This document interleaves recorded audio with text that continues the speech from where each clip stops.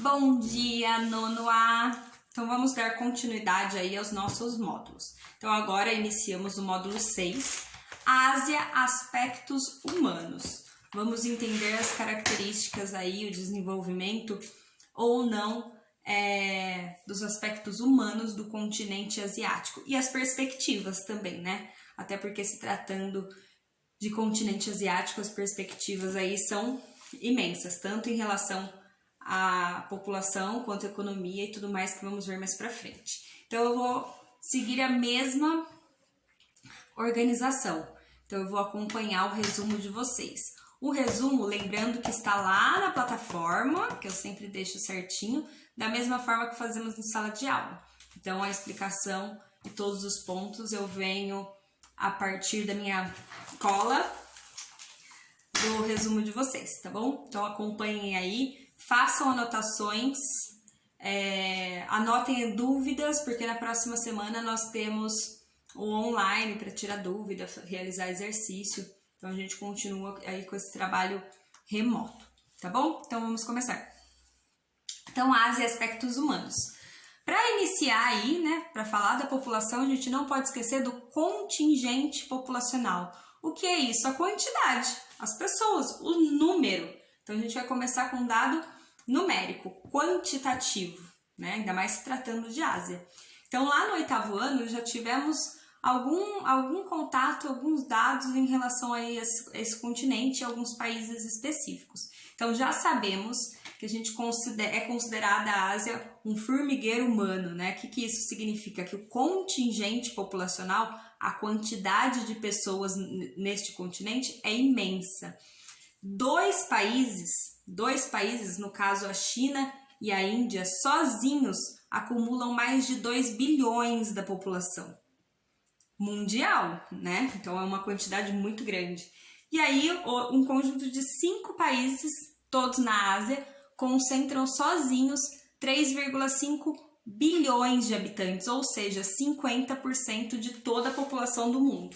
Então são eles: China, Índia, Indonésia, Paquistão, Bangladesh e Japão. Então o conjunto desses 5 países asiáticos sozinhos acumula 3,5 bilhões de habitantes. Então é muita gente, né? E lembrando que o território desses países, alguns apresentam um território significativamente grande, no caso da China, outros território muito restrito, no caso do Japão. Então é uma concentração realmente muito grande da população. Então a gente pode dizer que são países populosos, muito populosos, que é o total da população, e são países muito povoados. Então é a comparação aí do número total de habitantes pelo tamanho do território. Então são esses dois casos, populosos e povoados. Crescimento populacional. Então já estamos falando que 2 países aí do continente asiático e o conjunto aí dos países asiáticos concentra uma população imensa, né, comparado ao mundo, mas que continua crescendo. Então sabemos que os países subdesenvolvidos ou em desenvolvimento, né, são os países que o crescimento vegetativo continua positivo, diferente de países desenvolvidos. Então, alguns países desenvolvidos apresentam um crescimento vegetativo negativo ou estabilizado, né? Então aí os países asiáticos, principalmente os países em desenvolvimento, esse crescimento vegetativo continua positivo, em torno de 2% de crescimento ao ano, o que é bastante. Então, o crescimento populacional. O crescimento vegetativo já sabemos o que é, então o diferencial aí, a comparação entre a natalidade e a mortalidade. Consequentemente, temos um número positivo, que é a população crescendo.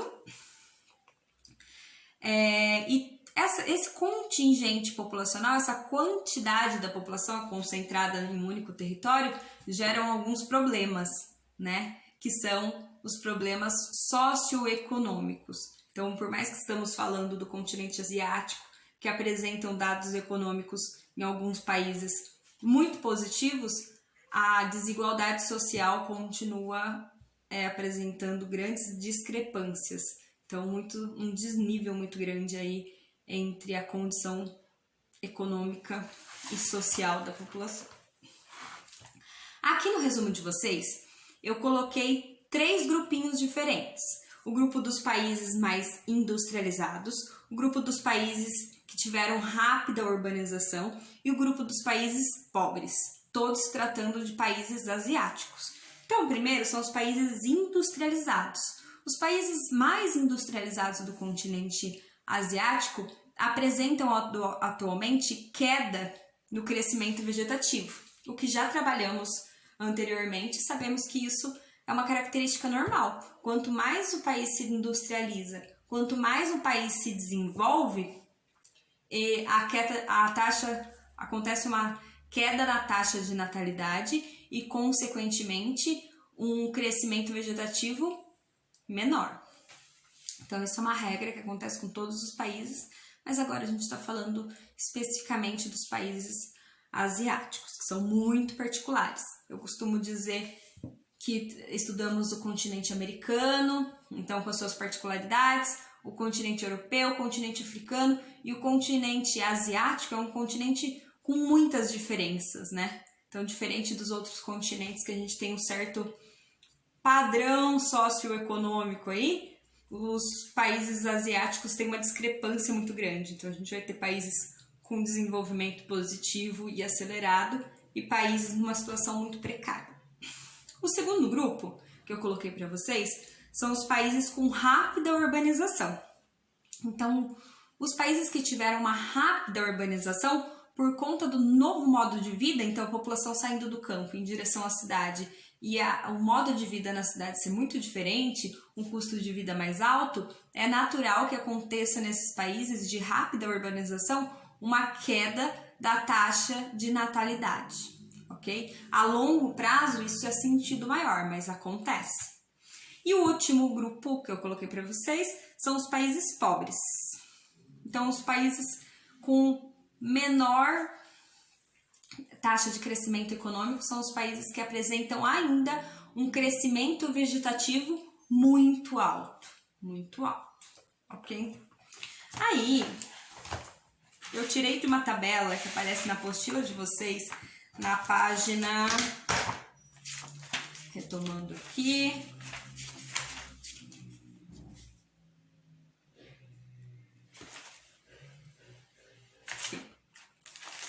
então lá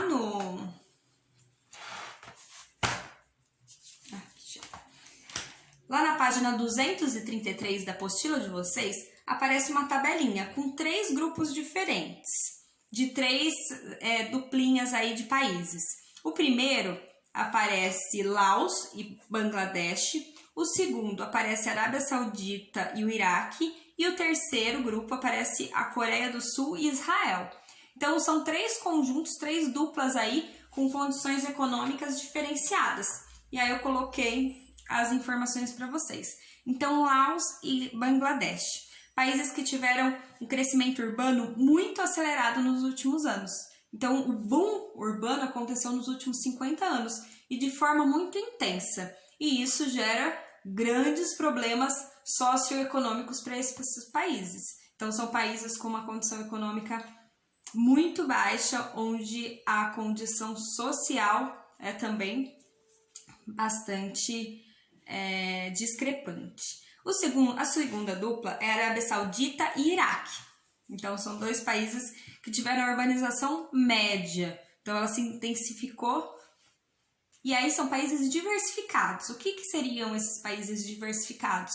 Tem uma parcela da população com uma condição muito boa e uma parcela da população com uma condição muito precária. Assim, com o grau de desenvolvimento também dos países. E a última dupla é a Coreia do Sul e Israel. Então, teve uma alta urbanização a partir da década de 70. E são países que apresentam grandes desigualdades sociais. Então, nos últimos anos, desde a década de 70, o boom urbano aconteceu tardiamente, que a gente chama, ou recentemente, né, há pouco tempo. Então, consequentemente, as cidades cresceram de forma desorganizada e a discrepância social, a desigualdade social se mostra mais intensa. Eu coloquei um dado para vocês que na verdade é muito curioso e que as pessoas, os alunos sempre perguntam, mas e a política de filhos, né? A política de controle de natalidade na China, como acontecia? As pessoas, se a família tinha mais filhos, os filhos eram mortos? Não, gente, não acontecia isso. Mas o porquê houve esse processo, né? Essa política de controle de natalidade? Porque a população depois da Segunda Guerra Mundial cresceu de forma muito acelerada, muito acelerada. Estamos falando de um país que sozinho concentra 1 bilhão de habitantes, então são muitas pessoas. Então, naquele momento, o que foi necessário? Qual foi a política implantada? Que as famílias deveriam, dentro das suas políticas públicas, né, do país, as famílias urbanas, elas tinham o direito de ter 1 filho em média. E as famílias rurais, em média de 2 filhos. Mas o que acontecia se a família tinha mais de 1 filho, a família urbana? Na realidade, eram tirados direitos. As famílias que cumpriam com essa política, eles tinham benefícios. Quais eram os benefícios? Eles tinham acréscimos nos salários, ou oportunidades mais fáceis de trabalho, enquanto as famílias que não cumpriam essa política, elas tinham um prejuízo, né? Uma punição. Então, era a diminuição de salários, de bônus salariais e era barrado o acesso das crianças à educação pública. Então, essa foi a política. Mas, nem como tudo são flores, a princípio, quando implantaram essa política, não fizeram a mensuração a longo prazo. Então, a longo prazo, isso começou a gerar um problema, né? Porque lembrando que temos as características da população em 3 grupos diferentes. Então, voltando, né? Essa política de controle de natalidade, ela gerou, né, problemas na realidade. Então, num determinado período, ela apresentou dados positivos. No entanto, como a gente divide a população em 3 grupos diferentes, jovens, crianças jovens, adultos e idosos, e os adultos é o PEI, a população economicamente ativa, quando essa população desse período que teve o resultado aí no controle da taxa de natalidade atingiu a fase adulta, ou seja, a população economicamente ativa, a economia sentiu o prejuízo em relação a isso, ao contingente populacional. Ou seja, quando se trata de políticas, ela tem que ser muito bem pensada a curto e longo prazo, né? Porque por mais que às vezes as políticas elas solucionam um problema momentâneo, no futuro isso gera problemas. Já vimos lá no 8º ano que o continente europeu apresenta problemas relacionados ao contingente populacional, né? Principalmente porque a taxa de crescimento em muitos países europeus é uma taxa de crescimento negativa, ou seja, a economia sente. Então é um reflexo. Continuidade aí. Então temos diversidade étnica. Então, se tratando de continente asiático, que é um continente com uma extensa área, um conjunto imenso de países e de influências, né, culturais aí. Então, temos uma diversidade muito grande. Então, a variedade de etnias, cultura, línguas, dialetos, religiões e costumes. Lembrando, gente, que quando... já vou falar logo menos. Aí eu dividi em 5 regiões diferentes, com a influência cultural diversificada aí. Então, a região norte predominam os eslavos, de origem russa e de parte da Europa. O sul, a população indiana, que tem uma influência maior em relação à religião. Daqui a pouco eu vou falar o que significa aí a religião para essa questão da população. Então, influência da religião com o hinduísmo e o budismo. No Sudeste, são os polinésios, que é uma cultura fetichista semelhante à cultura e às religiões africanas. No leste da China é o confucionismo, que é a doutrina oficial aí asiática. O oeste são os semitas, então uma origem islâmica, com influência islâmica. E se tratando de religião, já estudamos sobre isso um pouquinho lá no 8º ano. Então, a religião a gente vê como a cultura. E a cultura tem uma base étnica a partir de costumes, a partir de crenças, de simbolismo. E muitas vezes onde a religião está atrelada à questão política, né? Alguns países, principalmente os países com cultura islâmica. Então, está associado aí. E aí, de religião do continente asiático, eu fiz uma listinha para vocês, que é o cristianismo, o animismo, o hinduísmo, budismo, fetichismo, confucionismo, islamismo e judaísmo. Na página 238 tem um textinho para vocês falando da diversidade religiosa na Ásia, né, e a influência que isso tem. Então depois vocês dão uma lidinha aqui, até porque vocês precisarão para fazer as atividades, tá bom? Então tem todas as bases culturais aqui, étnicas, religiosas, e a descrição de cada uma delas, tá bom? E aí, por último, e muito importante, os indicadores sociais. Então, os indicadores sociais são, ao invés de ser o quantitativo, apesar de também ter a questão quantitativa, as questões qualitativas, né? Os indicadores, eles apontam as porcentagens aí em relação à qualidade, às condições sociais da população. Então, eu coloquei 3.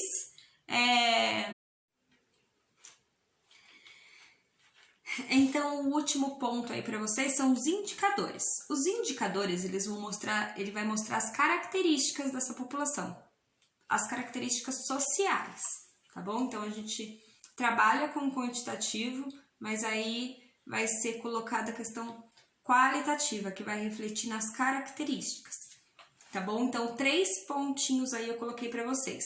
A mortalidade infantil, a expectativa de vida e o analfabetismo. Então, são esses os 3 indicadores que vamos falar aí do continente asiático. O primeiro é a mortalidade infantil. Então, a mortalidade infantil é mensurada pelo número de mortes de crianças de até 1 ano de idade, independente pela causa, ok? E aí o que acontece? Os países asiáticos, mesmo alguns países tendo uma condição econômica, né, e características de desenvolvimento de saneamento básico e de desenvolvimento como um todo, os números, as taxas aí da mortalidade infantil em alguns países asiáticos ainda é muito alta, muito alta.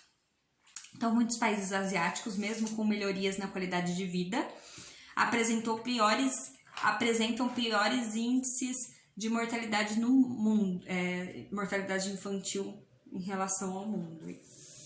A expectativa de vida. Sabemos, e já estudamos o ano passado, que quanto mais desenvolvido um país, maior a expectativa de vida, então mais as pessoas vivem, menor é a taxa de natalidade. Então, lembra que era uma regra, certo? Então, dos países asiáticos, o Japão é um dos países que tem maior longevidade, ou seja, que a população vive mais, tem maior expectativa de vida. Já alguns outros países asiáticos apresentam uma expectativa de vida muito baixa, menores ainda em comparação a outros países de outros continentes na mesma condição ou até mesmo pior. Então, em torno de 65 anos. Os países mais subdesenvolvidos, mais pobres do continente asiático, a média da expectativa de vida é em torno de 65 anos. Expectativa de vida, gente, também está associado a investimento em saúde, lembra? Então, está associado a isso. Quando a gente fala de expectativa de vida, o quanto a população está vivendo, está associado a uma série de fatores. Está associado à qualidade de vida da população, o acesso dessa população à informação, à saúde, e assim por diante, a ocorrências de conflitos ou condições naturais que tragam uma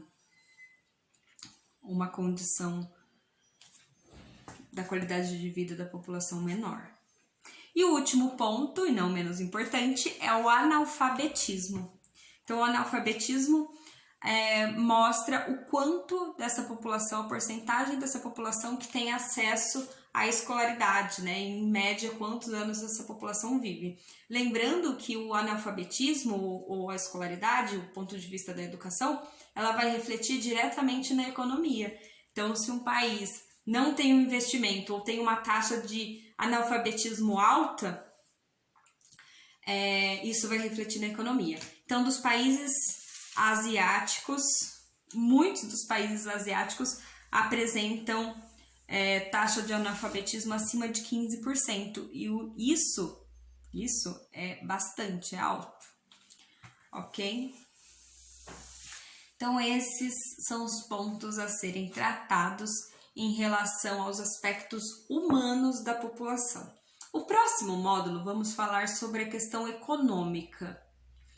E aí, com certeza, vamos voltar em muitos pontinhos desses que já foram trabalhados nos aspectos humanos.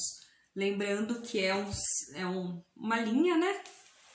Então, características naturais do continente asiático, características humanas, depois vamos ver as características econômicas e o extrativismo, um setor da economia especificamente. E aí o último, vamos estudar a China. Então, o país mais populoso aí do continente asiático e ainda do mundo. Vamos estudar ele especificamente, saber as particularidades desse país em específico, ok? Então é isso. Façam anotações no caderno. Façam anotações de dúvidas. Quem já estiver confortável, realizem as atividades. Qualquer dúvida, me escrevam no Clasep. Tudo bem? Então, tchauzinho. Até mais. Estudem, hein? Ó, estou de olho. Tchau.